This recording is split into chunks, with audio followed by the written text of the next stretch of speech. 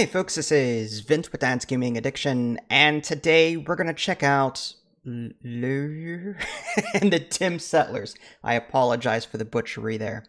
It's important to stress that what you're looking at here is a preview version of the game. I was granted a full press key, but there was a lot of references to the word demo in the copy that I played, so I'm not exactly sure what I have access to at this point.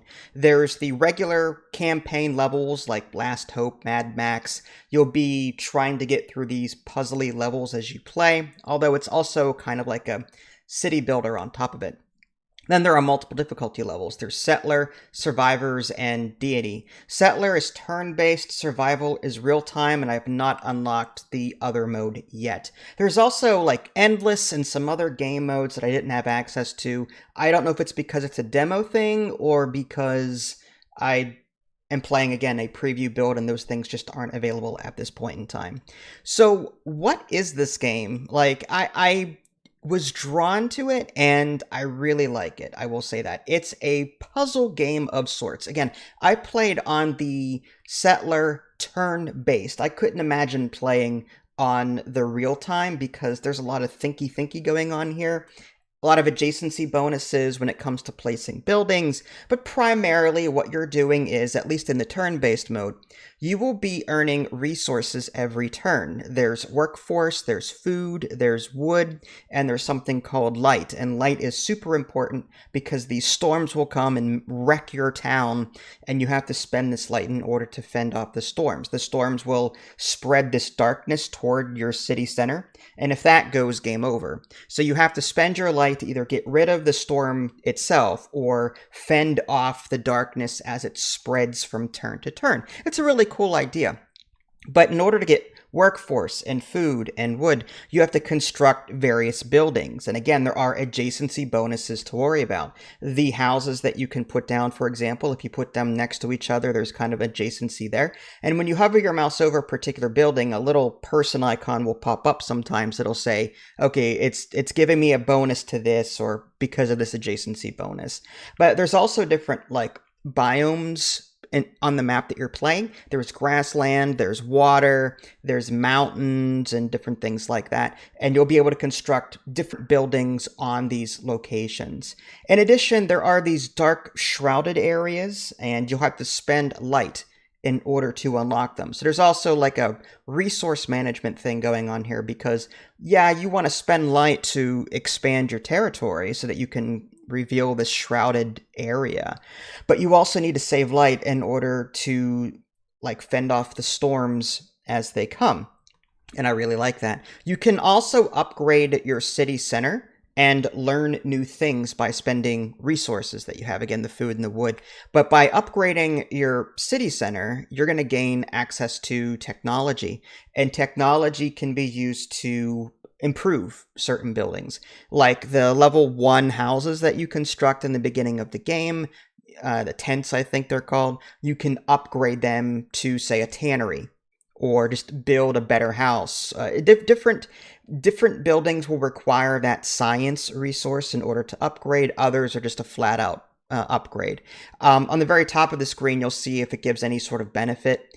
One thing I do want to touch on is there are, by default, mini games in this game. However, when I expressed my disinterest in covering the game to the developer because of these mini games, I have tendonitis in both of my wrists, and the less I have to mash or play mini games, the better. And that's why I had to put down Dave the Diver, because there was just too much button mashing. Within an hour, he pushed a patch in that actually gave you the option in the options menu to remove those mini games. That was amazing. I'm sorry, like, having a developer that responsive on top of a really cool idea of a game like this is just, I'm sorry, but like, that is an indie developer. In my opinion, like, that marks a good indie developer. Someone that responds to criticism, one that doesn't threaten to remove your video from YouTube because you have criticisms. I've met plenty of those. This developer seems responsive to feedback and will push patches in quickly to address concerns. So that's really cool, and I have to give a shout out to that. I don't meet a whole lot of developers that do that, and when I do meet people like that, that's just, I have to highlight that. But one criticism I do have is that, there's no easy way to see what can be upgraded to what. Like, for example, let's say I've got 20 or 30 buildings out on the map. I'd like to know at a glance which of those can be upgraded via science. I don't want to have to sit there and hit enter or spacebar on all 30 buildings to see if it's upgradable or not. If that makes any sense. In Rise of Nations, a real-time strategy game, you could hit tab to cycle through all of your available upgrades. In this game, you can't do that. You have to click on the building itself just to see if the building can be upgraded or not. And that wears on my wrist a little bit. And again, a lot of you people don't have tendonitis and a lot of people don't care. But us older people, these are things we have to think about. But other than that, like, I had a really good time with this. I really enjoyed my experience with it. I can't imagine trying to play this on a real-time strategy level. And again, that one difficulty mode, the one up from Settler, is real-time. I can only imagine how difficult that is because, again, adjacency bonuses, windmills are best next to wheat fields.